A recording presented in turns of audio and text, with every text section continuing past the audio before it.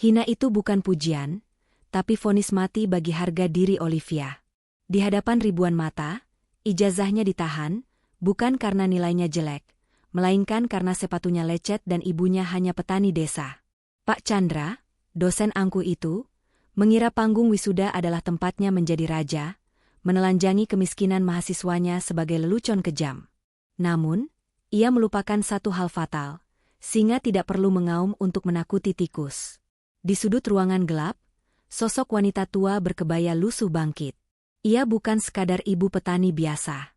Di balik wajah keriputnya, tersimpan identitas legendaris yang mampu meruntuhkan seluruh menara gading universitas itu dalam sekejap mata. Siapakah sebenarnya wanita itu dan bagaimana cara elegan ia membungkam kesombongan sang dosen?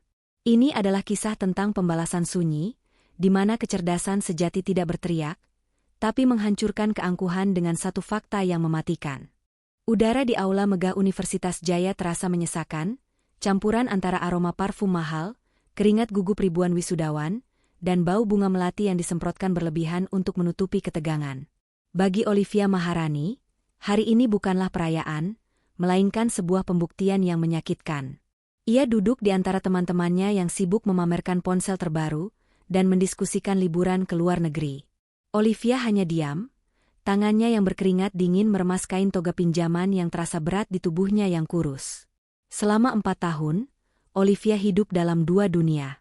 Siang hari, ia adalah mahasiswa penerima beasiswa yang cerdas namun pendiam, selalu duduk di pojok perpustakaan untuk menghemat uang makan. Malam hari, ia kembali ke realitas gubuk reot di ujung desa, membantu ibunya, Ibu Sari, menyortir hasil tani dengan penerangan lampu minyak demi mengumpulkan receh untuk ongkos bus ke kota. Olivia menyimpan kebencian diam-diam terhadap kemiskinannya. Ia tidak ingin sekadar lulus. Ia ingin menghapus jejak asal-usulnya. Gelar sarjana ini adalah tiket keluarnya dari lumpur sawah yang ia benci. Di atas panggung yang ditinggikan, duduk para dewa-dewi akademik. Salah satunya adalah Pak Chandra, dosen senior yang terkenal bukan karena karya ilmiahnya, melainkan karena kegemarannya meruntuhkan mental mahasiswa miskin. Pak Chandra percaya bahwa universitas elit adalah tempat bagi mereka yang berbudaya, dan baginya, kemiskinan adalah tanda kurangnya budaya. Ia sering menyindir skripsi Olivia sebagai karya buruh tani yang mencoba berfilsafat.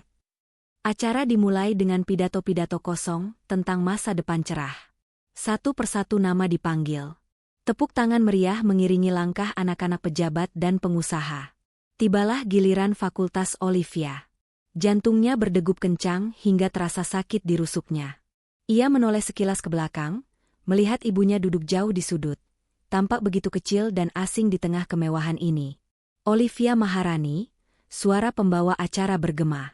Olivia berdiri, kakinya terasa seperti jeli. Ia berjalan menuju panggung, menaiki tangga seolah menuju tiang gantungan. Ia berusaha menegakkan bahunya, meniru postur percaya diri teman-temannya yang kaya. Di ujung meja penyerahan ijazah, Pak Chandra telah menunggu. Pria itu tidak tersenyum. Ia memegang map ijazah Olivia, namun tidak menyodorkannya. Matanya yang dingin menatap Olivia dari ujung kepala hingga ujung kaki, berhenti pada sepatu lecet yang terlihat di balik toga. Pak Chandra mendekatkan mulutnya ke mikrofon yang masih menyala, memastikan seluruh aula mendengar apa yang akan ia katakan selanjutnya. Keheningan menyelimuti aula saat Pak Chandra menahan ijazah itu. Olivia Maharani, suaranya terdengar halus namun tajam melalui pengeras suara, lulusan terbaik dari desa yang bahkan tidak ada di peta. Sebuah pencapaian lumayan. Itu bukan pujian. Itu adalah ejekan yang terselubung. Ribuan pasang mata kini tertuju pada Olivia yang berdiri kaku di tengah panggung. Wajahnya memucat. Ia merasa telanjang, seolah toga hitam itu tidak bisa menutupi bau tanah desa yang melekat padanya. Pak Chandra melanjutkan, seolah sedang memberikan kuliah umum tentang moralitas. Kita harus bertanya pada diri sendiri, hadirin sekalian. Universitas ini didirikan untuk mencetak pemimpin intelektual, bukan sekadar lembaga pengentasan kemiskinan. Ia tersenyum sinis, menatap Olivia seolah ia adalah hama yang berhasil menyusup ke istana. Apakah gelar ini benar-benar akan berguna bagimu di sawah nanti, nak? Atau ini hanya akan menjadi pajangan di dinding bambu rumahmu, sebuah pengingat menyedihkan tentang mimpi yang terlalu tinggi. Kata-kata itu menghantam Olivia lebih keras daripada tamparan fisik. Itu adalah konfirmasi dari ketakutan terbesarnya, bahwa ia tidak pantas berada di sini, bahwa kerja kerasnya tidak ada artinya di hadapan tembok kelas sosial yang kokoh. Beberapa mahasiswa di barisan depan, para penjilat Pak Chandra, terkekeh pelan. Namun sebagian besar hadirin terdiam, merasakan ketidaknyamanan yang mendalam. Ini bukan lagi teguran akademik, ini adalah penindasan terbuka. Air mata panas mendesak keluar dari sudut mata Olivia, meruntuhkan topeng ketegaran yang telah ia bangun bertahun-tahun.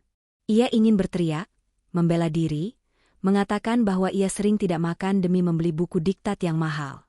Tapi suaranya tercekat. Harga dirinya hancur berkeping-keping di depan ribuan orang asing.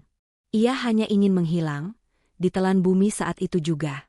Pak Chandra akhirnya menyodorkan ijazah itu dengan gerakan malas, seolah memberikan sedekah. Ambillah.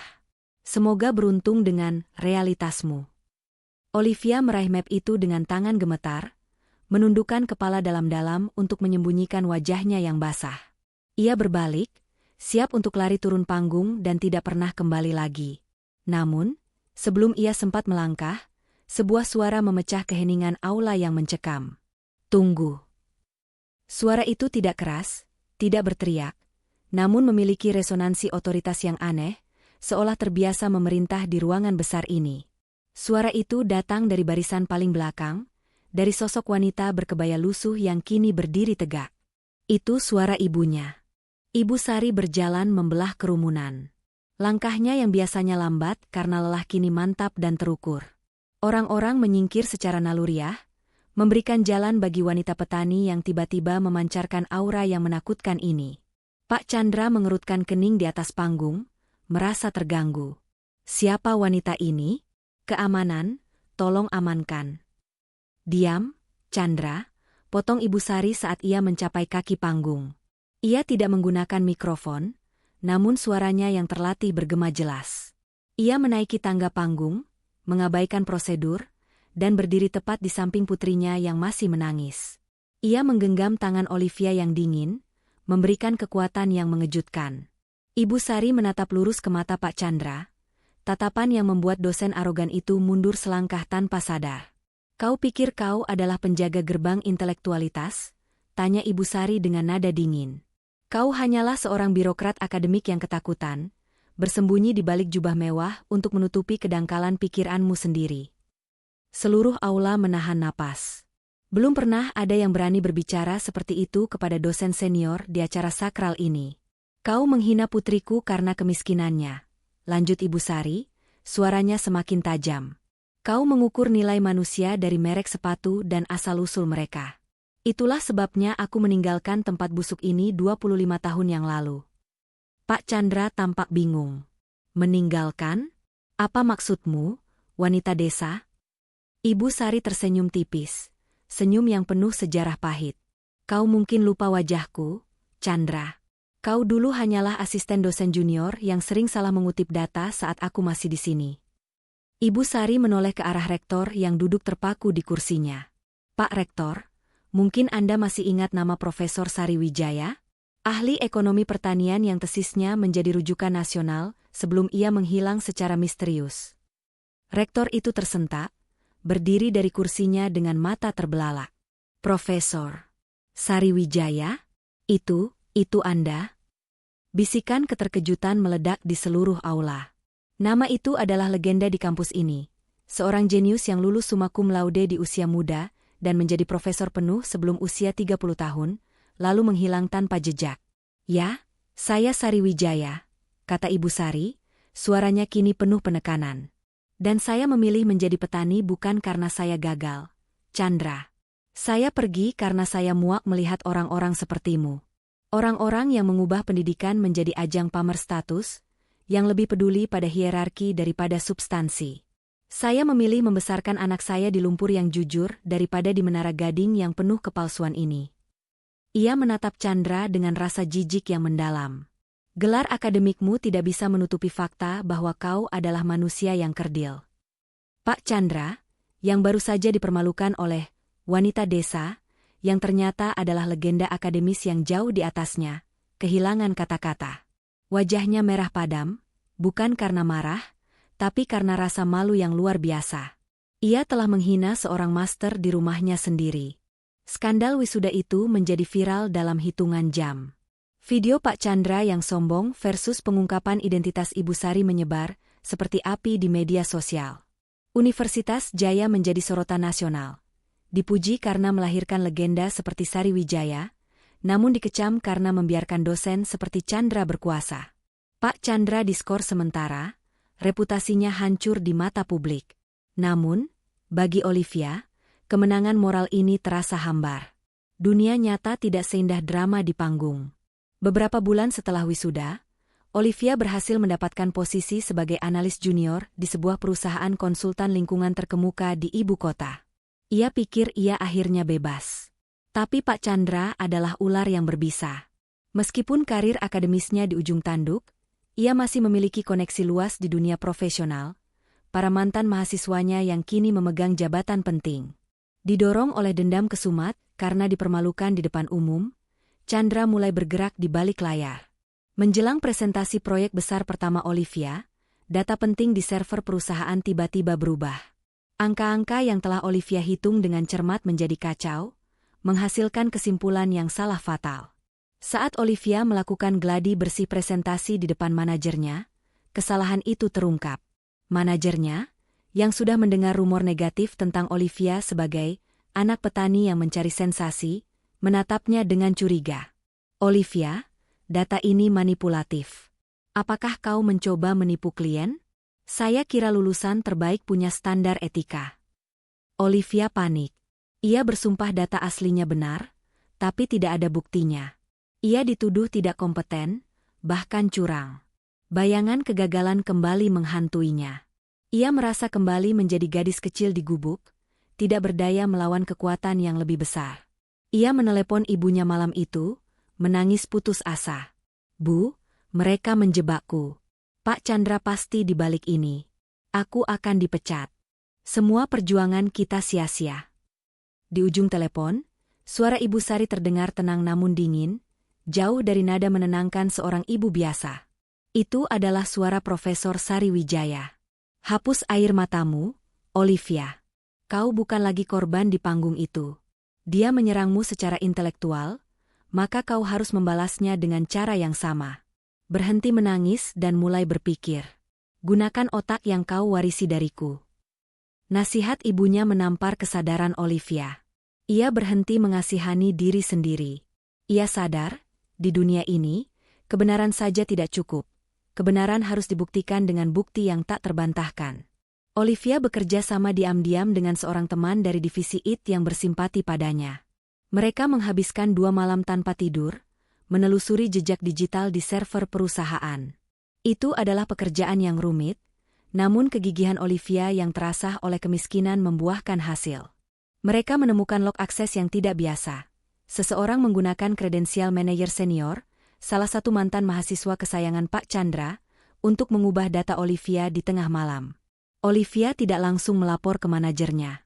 Ia belajar dari ibunya untuk bermain strategis. Ia menyusun laporan forensik digital yang rapi, melampirkan bukti sabotase, dan mengirimkannya langsung ke direksi perusahaan, menembus rantai komando. Penyelidikan internal dilakukan. Manajer yang terlibat dipecat. Jejak digital itu juga mengarah pada komunikasi dengan Pak Chandra, membuktikan upaya sistematis untuk menghancurkan karir Olivia. Bukti ini menjadi paku terakhir di peti mati karir Pak Chandra.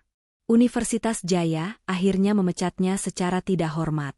Pria sombong itu kehilangan segalanya. Jabatan, reputasi, dan pensiunnya. Olivia memenangkan pertempurannya, namun ia tidak merasa gembira. Ia dipromosikan, namun ia melihat dunia korporat kini dengan kacamata yang berbeda. Ia melihat kemunafikan yang sama seperti di kampusnya dulu, hanya dengan setelan jas yang lebih mahal. Sistem itu tidak berubah. Ia hanya berhasil bertahan hidup di dalamnya kali ini. 5 tahun kemudian, Olivia kembali ke desanya. Ia telah menggunakan gaji dan bonusnya bukan untuk membeli barang mewah, tetapi untuk membangun pusat pelatihan pertanian modern dan perpustakaan digital di sebelah gubuk lamanya. Ia berdiri di beranda bersama ibunya, memandang anak-anak desa yang belajar menggunakan komputer. Ibu Sari, yang kini rambutnya memutih sepenuhnya, tersenyum bangga. Kau berhasil, nak. Kau mengalahkan mereka di permainan mereka sendiri. Olivia menatap ibunya, menyadari beban dari warisan yang ia terima. Tidak, Bu, jawab Olivia pelan, matanya menatap tajam ke depan. Aku hanya belajar bahwa gelar dan jabatan hanyalah alat. Perjuangan yang sebenarnya adalah memastikan tidak ada lagi anak yang merasa harus malu dengan asal-usul mereka. Kita tidak butuh pengakuan dari menara gading itu. Kita akan membangun menara kita sendiri, di sini, di atas tanah ini. Di desa kecil itu, jauh dari sorotan aula universitas, Olivia akhirnya menemukan martabat yang sejati. Bukan yang diberikan oleh selembar kertas ijazah, melainkan yang ia rebut dengan kecerdasan dan ketahanan yang brutal. Kisah ini berakhir dengan Olivia yang tidak lagi silau pada gemerlap dunia korporat, melainkan kembali ke akar untuk membangun desanya. Sementara Pak Chandra harus menelan pil pahit kehancuran akibat kesombongannya sendiri. Hikmah terbesar yang bisa kita petik hari ini adalah bahwa martabat seseorang tidak diukur dari setinggi apa gelarnya atau semahal apa pakaiannya, melainkan dari integritas dan kebermanfaatannya bagi sesama. Pendidikan sejati seharusnya melahirkan kerendahan hati, bukan arogansi. Perlu diingat, cerita ini adalah fiksi yang dikemas serealistis mungkin agar kita bisa mengambil pelajaran berharga dan hikmah mendalam darinya. Terima kasih banyak telah menemani perjuangan Olivia dan Ibu Sari hingga akhir cerita.